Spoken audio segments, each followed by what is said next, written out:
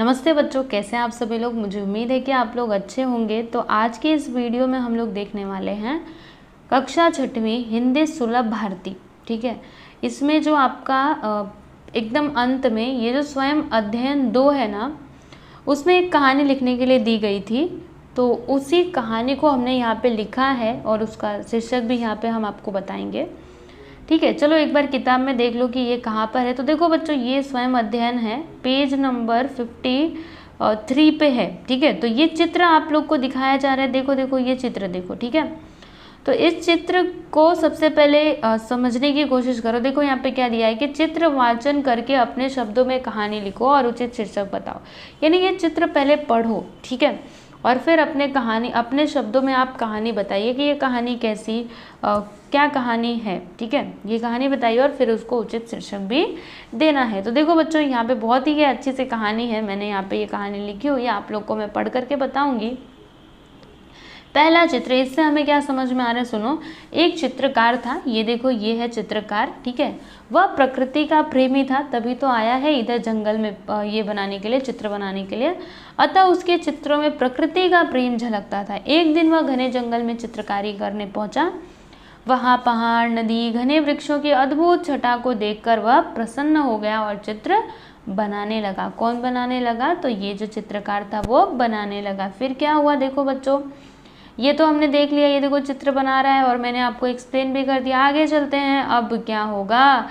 यहाँ पे तो शेर जी आ गए, है ना। तो क्या हुआ बच्चों, सुनो। चित्रकार अपनी चित्रकारी में व्यस्त था, वो अपना चित्र बना रहा था एकदम अच्छे से, मज़े से। इसी बीच वहाँ एक भूखा शेर आ पहुँचा और उसी समय क्या हुआ कि वहाँ पे एक भूखा जो शेर था वो आ पहुँचा और शेर को सामने देखकर घबरा गया। यानी वो जो चित्रकार था वो शेर को सामने देख कर के एकदम से घबरा गया। शेर चित्रकार को मारकर खाने ही वाला था कि चित्रकार को एक युक्ति सूझी, यानी उसके मन में एक उपाय आया। चित्रकार ने शेर से कहा कि वह एक चित्रकार है, यदि शेर उसे मौका दे तो वह शेर की एक सुंदर तस्वीर बना देगा। इसके बाद यदि शेर चाहे तो उसे खा सकता है। शेर को चित्रकार की बात जच गई, मतलब उसको अच्छा लगा उसका बात, है ना। उसने बोला कि मैं चित्र बनाऊंगा। तो भाई कोई भी अपना चित्र बनवाने के लिए बड़ा ही खुश होगा, तो ये उसको भी वो बात अच्छी लगी। वह चित्र बनाने के लिए तैयार हो गया। ठीक है, अभी जो शेर था वो तैयार हो गया कि ठीक है मैं चित्र बनवा लेता हूँ।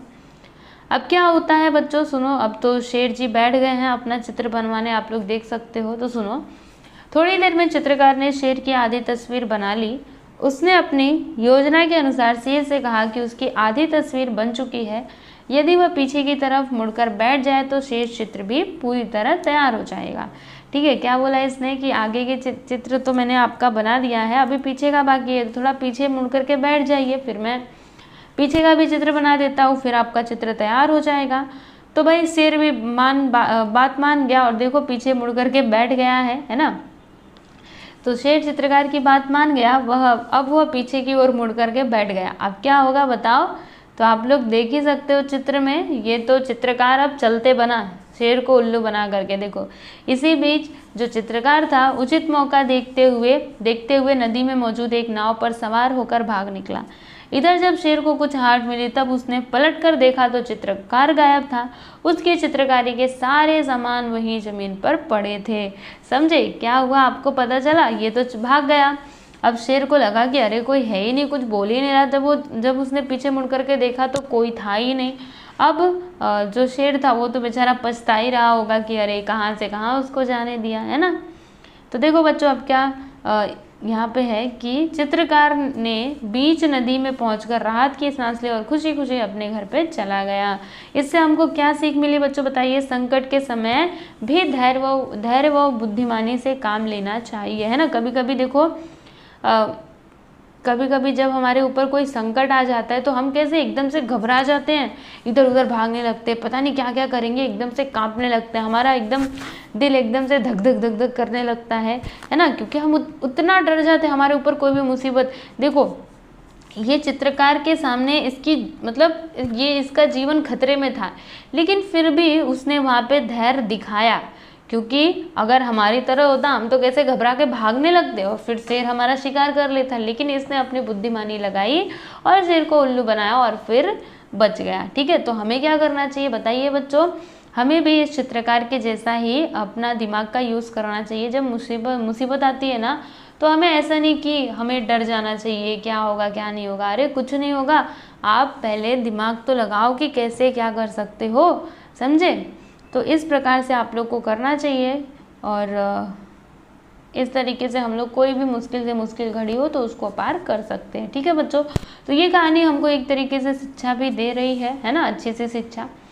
तो बस इस वीडियो में हम इतना ही देखने वाले थे और मुझे उम्मीद है कि आप लोगों को इस वीडियो से हेल्प मिली होगी। ये कहानी आप लोगों ने भी देखी होगी, मतलब आप लोग भी अब इसको लिखेंगे। और साथ ही साथ बच्चों, अगर आपको ये PDF चाहिए तो आप लोग मेरे टेलीग्राम चैनल को भी ज्वाइन कर लीजिएगा, क्योंकि उसको ज्वाइन करोगे तो वहाँ पे ये PDF ईजिली आपको मिल जाएंगे। ठीक है बच्चों, तो चलो मिलते हैं हम लोग अगले वीडियो में। धन्यवाद।